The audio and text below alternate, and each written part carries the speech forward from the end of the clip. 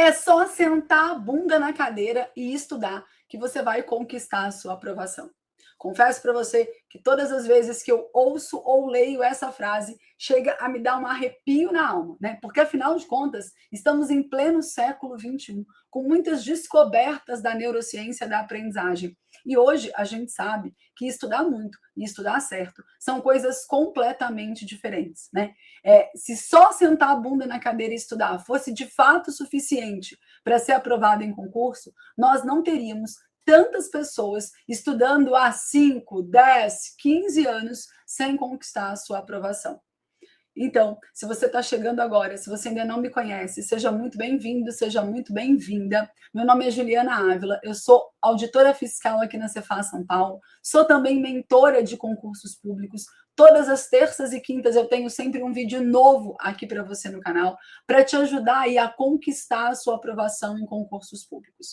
Se você ainda não me segue, clica aqui embaixo, curte esse vídeo, compartilha com outros concurseiros. Vamos aí disseminar o conhecimento sobre neurociência, conhecimento que realmente aprova em concursos, principalmente em concursos fiscais.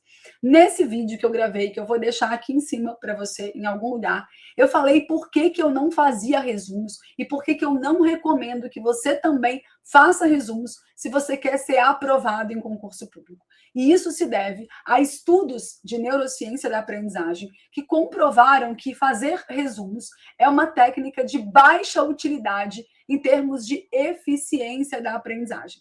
E aí eu me comprometi, então, em trazer para você, né, baseado no estudo que eu levei lá aquele dia, um estudo de Dan Losky, e mais os seus colaboradores, eu combinei de trazer para você aqui um comparativo explicando aí essas 10 técnicas que eles avaliaram e qual é o nível, né, de utilidade dessas técnicas. Então, a gente vai fazer isso no vídeo de hoje. Bora lá, então. O trabalho ao que eu me referi é esse aqui, tá? O trabalho que fala sobre como melhorar a aprendizagem dos estudantes, técnicas efetivas de estudo e novas direções da psicologia cognitiva e educacional. O ramo de neurociência da aprendizagem é um ramo bastante grande, com muitos trabalhos, com muitas pesquisas, com muitos livros, bons livros, excelentes livros. Se você gosta, né, desse assunto, se você tem interesse de aprender a estudar com estratégia, com eficiência, esse é um vasto ramo, que é para você se enveredar aqui, vai ter muita coisa para você estudar, para você pesquisar a respeito desse assunto. E esse é um dos trabalhos aí que eu falo que são trabalhos centrais, né? Provavelmente todo mundo que estuda neurociência da aprendizagem pesquisou, se baseou, levou em consideração, citou, né, esse trabalho aí, tá certo? Que é um trabalho, então, onde eles compararam 10 técnicas e classificaram essas técnicas como técnicas de alta utilidade, média utilidade e baixa utilidade, tá? Então, vamos lá, vamos conversar um pouquinho e vamos começar a explicar. Primeiro, a gente vai focar nas 2 técnicas de maior utilidade para estudos, tá? E isso, claro, você vai aplicar aí nos seus estudos para concurso público. A primeira técnica são os testes práticos, né? Fazer questões. Fazer questões é uma das técnicas mais eficientes de aprendizagem. Por quê? Porque justamente favorece a recuperação ativa, né? Ela te ajuda aí, de fato, a fazer um esforço para recuperar uma memória que tenha sido previamente armazenada.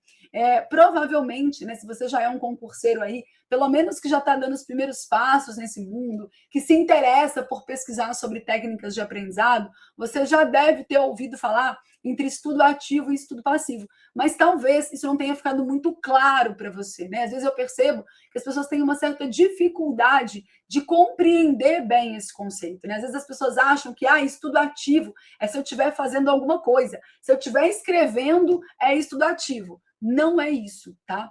O estudo passivo é aquele estudo em que a informação ela está vindo de fora para dentro. Então, se eu estou assistindo uma aula, se eu estou lendo um PDF, se eu estou ouvindo um podcast, ou seja, tudo aquilo em que a informação vem de fora para dentro é uma forma de estudo passivo. O que é o estudo ativo?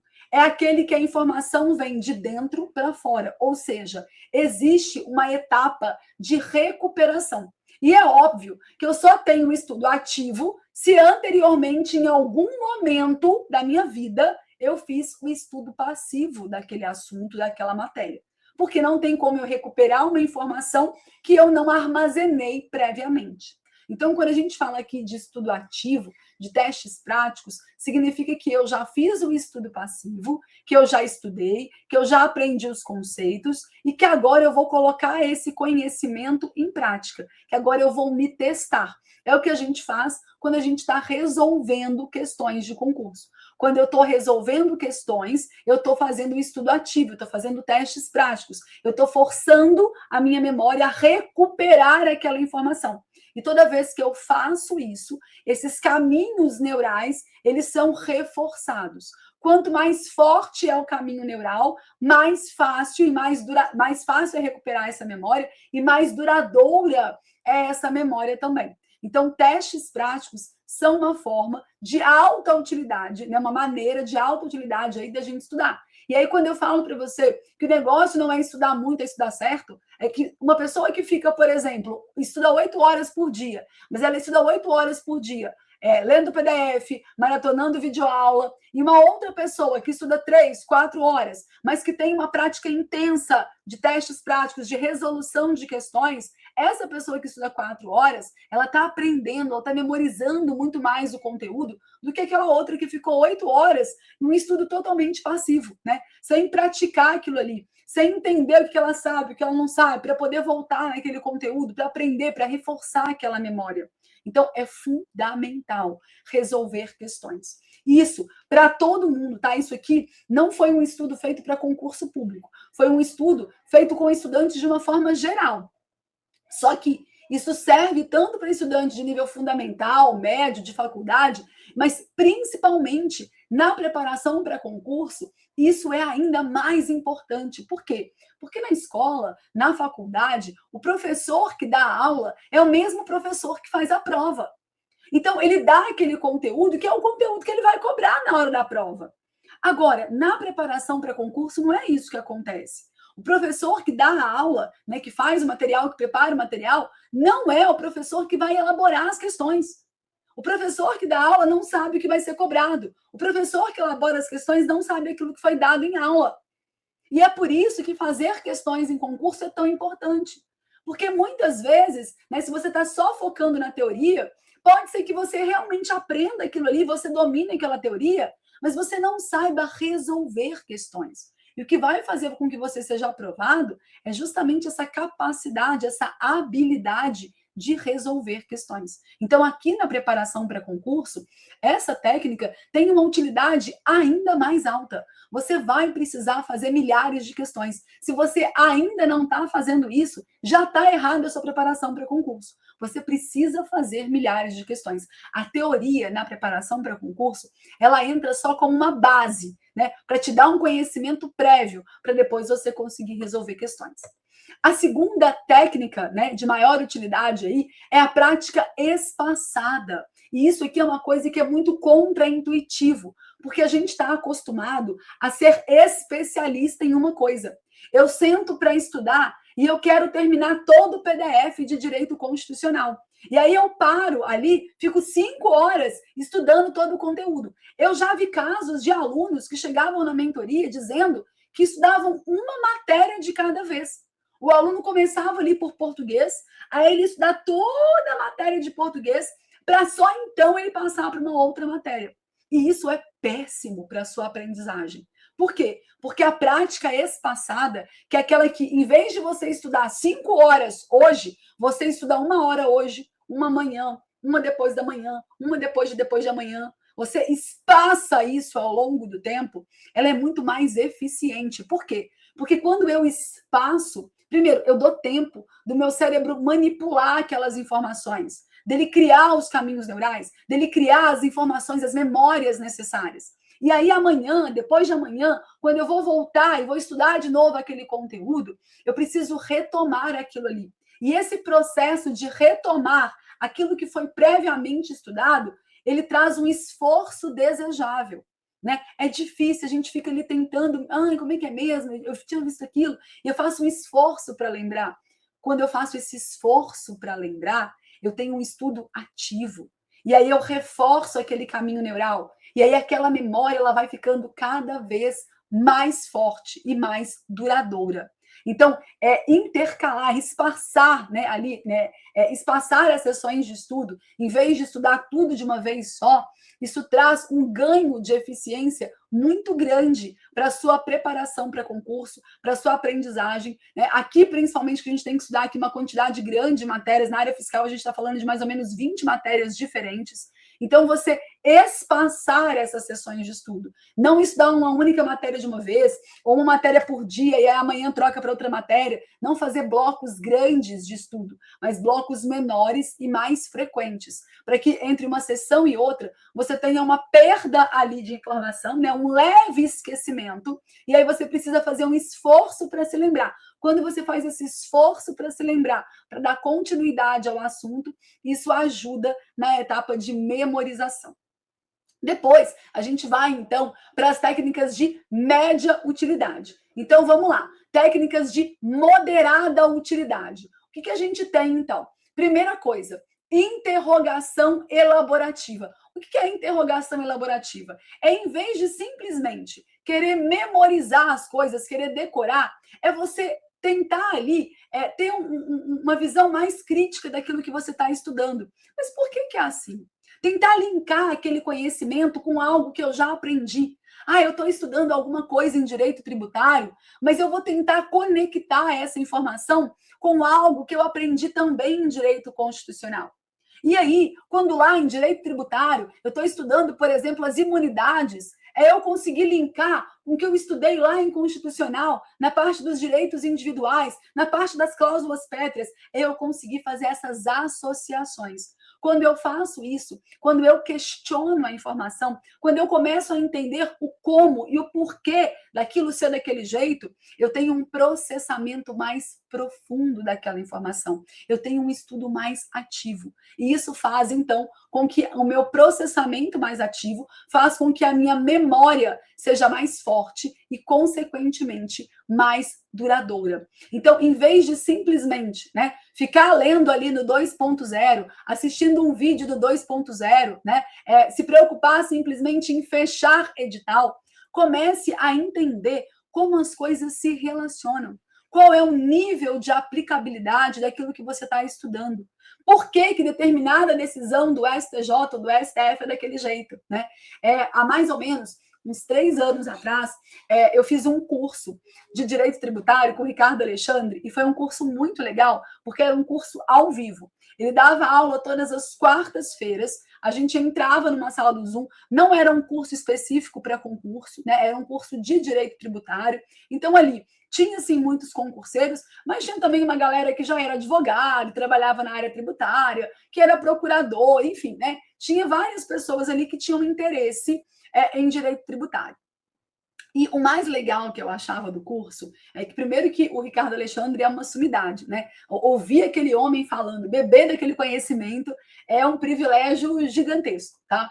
E o segundo é porque ele, quando ele trazia ali uma decisão do STF e do STJ, ele contextualizava aquilo. Ele explicava qual tinha sido, né, a causa ali, a celeuma que tinha dado origem àquela decisão.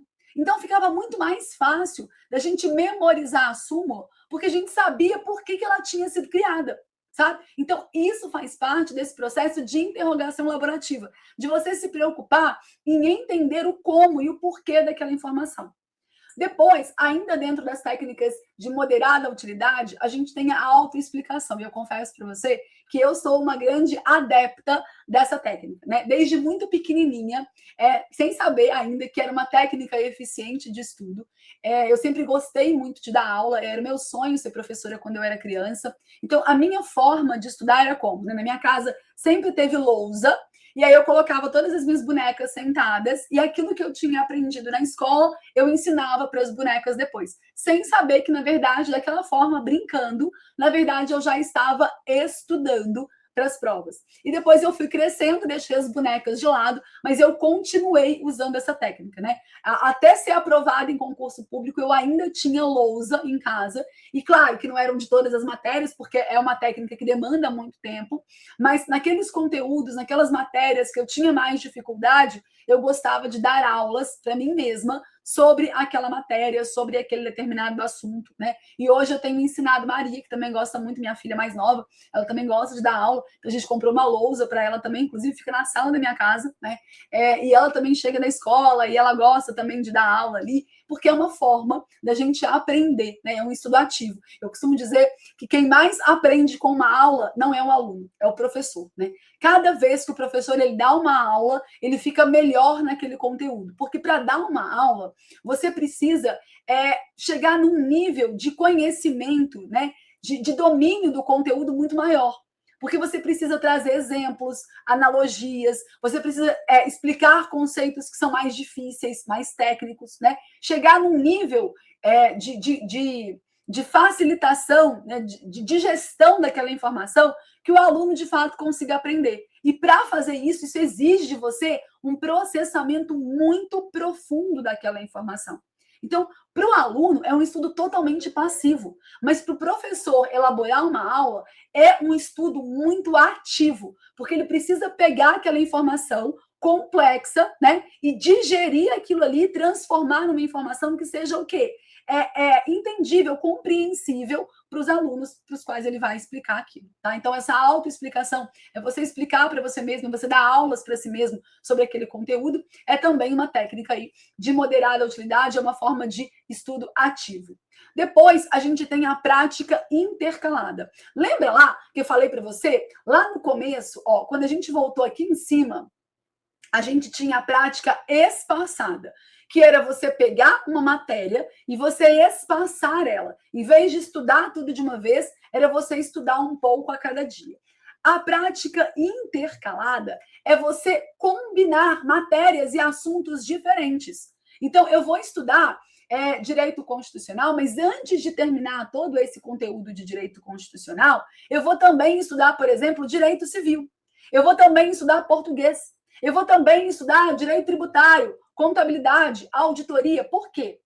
Porque, primeiro, que isso traz um esforço a mais para o meu cérebro, né? Você concorda comigo que se eu ficasse só estudando direito constitucional, é muito mais fácil, né? Por quê? Porque o meu cérebro ele não precisa se desconectar daquela informação. Ele vai seguindo sempre no mesmo caminho. Agora, se uma hora eu estudo direito constitucional, aí eu saio do direito constitucional, vou estudar matemática. Aí eu saio da matemática, vou estudar português. Aí eu saio daqui. Cara, meu cérebro ele precisa ficar o tempo todo, liga, desliga, liga, desliga, liga, desliga. Busca informação, conecta com essa, pega aqui. E isso é muito mais difícil. Se é muito mais difícil, o processamento é muito mais profundo. Se eu tenho processamento mais profundo, eu tenho memórias mais duradouras, mais fortes. Então, aqui, a gente não está falando do que é mais fácil. A gente está falando daquilo que é mais eficiente. E trazer esse grau de dificuldade para o estudo é importante, porque isso vai me ajudar a fazer um processamento mais profundo daquela informação. Até porque, gente, na hora da prova isso acontece, né? Na hora da prova, a gente não faz a prova de uma matéria. A gente faz prova de várias matérias diferentes. Você precisa ligar, conectar e desconectar o tempo todo, né? Estou fazendo aqui 4 questões de constitucional, pulei para 4 de civil, fui para 4 de financeiro. O seu cérebro precisa o tempo todo estar mesclando essas diferentes informações. Se você não treinou assim no momento de estudar, possivelmente isso vai ser uma dificuldade muito grande para você na hora da prova, tá? Então, não só espaçar as sessões, como intercalar as sessões. Estudar no mesmo dia diferentes matérias, tá certo? Depois, a gente tem aí as técnicas de baixa utilidade. Então, a gente falou das técnicas de alta utilidade, as de média utilidade, e agora a gente vai para as técnicas de baixa utilidade. A primeira delas é o resumo, que eu não vou explicar de novo, porque eu já expliquei naquele vídeo que eu deixei para você, né? Já deixei um cardzinho para você assistir. Terminou esse aqui, vai lá e assiste o vídeo do resumo, tá certo? Depois, a gente tem os grifos, né? Grifar também é uma técnica de baixa utilidade. E aí você pode perguntar assim, né? Principalmente para a galera que é minha aluna, que sabe que eu mando grifar o material. Ô, então, por que você manda a gente grifar, né? Porque o grifar, dentro da minha metodologia, não é um grifar para ser mais eficiente. É um grifar para te ajudar nos momentos de revisão. tá? Então, grifar aqui não é como uma técnica para você aprender mais ou para você memorizar mais. Isso não acontece, né? Tanto que a gente precisa ter muito cuidado, porque tem aluno que acha que grifar significa a informação que eu grifo, automaticamente eu memorizo. E aí ele quer grifar tudo, né? Não é o objetivo. O objetivo do grifo é simplesmente destacar um texto para que você possa voltar depois mais facilmente naquela informação que você considerou que era a informação mais relevante daquele material, tá? E fazer uma revisão mais rápida. Mas o grifo por si só, ele não é uma boa técnica de estudo, né? Ele não vai contribuir em nada para você aprender mais ou memorizar mais, tá? No meu caso, por exemplo, dentro da minha metodologia, ele é simplesmente para te ajudar depois, durante o processo de revisão. Depois, os mnemônicos, né? Ele pode falar, Ju, mas mnemônico é legal, né? Eu lembro até hoje do LIMP lá, dos princípios administrativos, ou se não, das modalidades de suspensão do crédito tributário, lá, o Moderé Cocopá. Beleza, tá? O mnemônico é legal, sim. O problema é que, às vezes, né, tentar criar um mnemônico dá mais trabalho do que você realmente decorar a informação. Quando você já pega um mnemônico pronto, formado, é um mnemônico fácil, que você consegue, beleza, tá? Ele funciona bem ali, ele cumpre a sua função, mas o problema é se eu tiver que ficar estudando e tentando criar mnemônicos para tudo que eu estudo, para todas as informações que eu preciso memorizar, tá? Por isso, a baixa utilidade, quando eu penso na questão do custo-benefício, para tentar criar esse mnemônico, depois ter que decorar esse mnemônico e ainda fazer a associação com a informação que precisa ser memorizada. Depois, a gente tem a imagética. O que é imagética, né? É você criar imagens mentais para te ajudar ali, né, a entender um processo. Então, imagina, por exemplo, que eu esteja estudando, sei lá, como é que eu vou falar aqui? Controle de constitucionalidade, tá? E seria, então, você criar uma imagem mental de todo o processo de controle de constitucionalidade, tá? Isso daí, principalmente para aprendizagem de texto, tá? De conceitos mais abstratos, ele tem uma baixa utilidade. Pode funcionar muito bem para algumas coisas, por exemplo, atletas, né? Atletas, quando eles querem treinar um movimento, normalmente eles imaginam esse movimento acontecendo, tá? Então eles imaginam com riqueza de detalhes como é que ele vai fazer, por exemplo, um saque, como é que ele vai fazer uma defesa de um pênalti. E aí, nesses casos, ele tem uma utilidade maior. Mas para aprendizagem de texto mesmo, né, que é o que a gente estuda ali em concurso público, fica mais difícil, até porque é tudo muito abstrato, né? Você imaginar. Se eu estivesse, por exemplo, imaginando, estou estudando a fotossíntese, né? Imagina uma pessoa que está estudando, sei lá, para o vestibular, para o Enem, não sei, tá? Está estudando lá a fotossíntese. E aí ele imaginar assim, nossa, né? O raio solar incidindo ali na folha da planta, e aí a planta pegando a molécula de água junto com a molécula de CO2 e transformando isso em oxigênio, e você conseguir desenhar uma imagem mental desse processo, funciona bem, tá bom? O problema é que para algumas matérias, para alguns assuntos, a aplicabilidade fica muito difícil de fazer isso aqui, tá bom? Depois a gente tem a releitura. E aí a gente está muito acostumado com isso, né? Se a gente lembrar lá como é que a gente estudava na época do ensino fundamental, do ensino médio, da faculdade, em que a gente estudava para a prova já ali nas vésperas. E aí a gente lia de novo, lia mais uma vez, lia outra vez, lia umas 3, 4 vezes o material e ia lá fazer prova. E funcionava, né? Por que funcionava? Porque, na verdade, essa releitura me ajudava a decorar aquele conteúdo e aí eu conseguia ir lá na hora da prova e performar bem.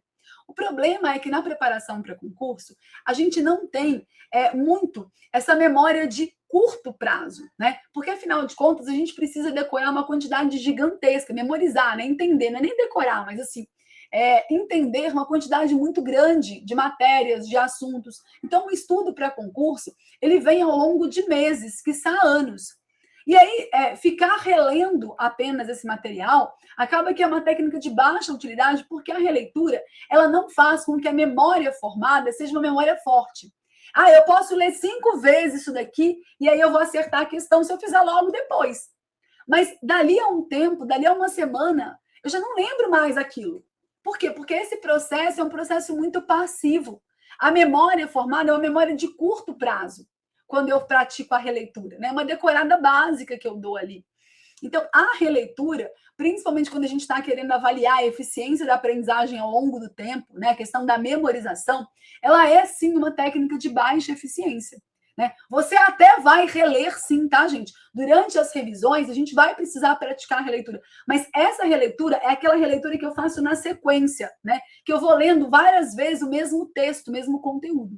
Eu leio hoje, e dali a, sei lá, uma semana, 2 semanas, um mês, eu tento fazer algumas questões, e aí eu releio o conteúdo, é completamente diferente, tá? O que foi avaliado aqui é realmente essa releitura intensa, né? É esse ler, por exemplo, 3, 4 vezes o material, porque isso vai te dar uma memória de curto prazo, mas dali a uma semana, um mês, você já não se lembra mais daquilo que foi estudado. Bom, esse é o nosso vídeo de hoje. Se você gostou, já deixa aqui o seu joinha. Se você quer aprender mais sobre técnicas de estudo e principalmente, se você quer ter um plano de estudos eficiente, estratégico, que seja montado aí para você, pensando no seu nível de afinidade, dificuldade com as matérias, pensando na forma melhor de aprender esses conteúdos. Se você está estudando para a área fiscal e quer estudar de uma forma mais estratégica, mais eficiente, eu tenho um convite para fazer para você. Nos dias 9 e 10 de maio, vai acontecer a 3ª edição da Imersão Rota Fiscal. Nós vamos ficar ao vivo durante mais de 8 horas para te ajudar aí a criar o seu plano de estudos para a área fiscal. A gente vai conversar bastante sobre a área fiscal em si, sobre os erros aí que atrasam 90% dos concurseiros. Vou te ajudar a escolher quais as matérias estudar primeiro, qual a ordem colocar, quantas matérias estudar, como é que a gente cria um plano de estudos personalizado e eficiente. Você vai conhecer o passo a passo que eu aplico para criar o plano de estudos dos meus alunos dentro da mentoria e vai poder também criar esse plano de estudos. E a gente vai conversar bastante sobre como estudar de forma estratégica e eficiente, aplicando muitas dessas técnicas que a gente viu aqui no vídeo de hoje. Se você tem interesse, já reserva sua agenda nos dias 9 e 10 de maio, clica no link que está aqui embaixo na descrição desse vídeo, já garante o seu ingresso, que a gente vai conversar bastante sobre aprendizagem eficiente. Eu garanto para você que você vai tirar da sua mente esse negócio de que é só sentar a bunda na cadeira e estudar, que concurso público é uma fila, não tem nada disso, tá bom? Um beijo e até o próximo vídeo.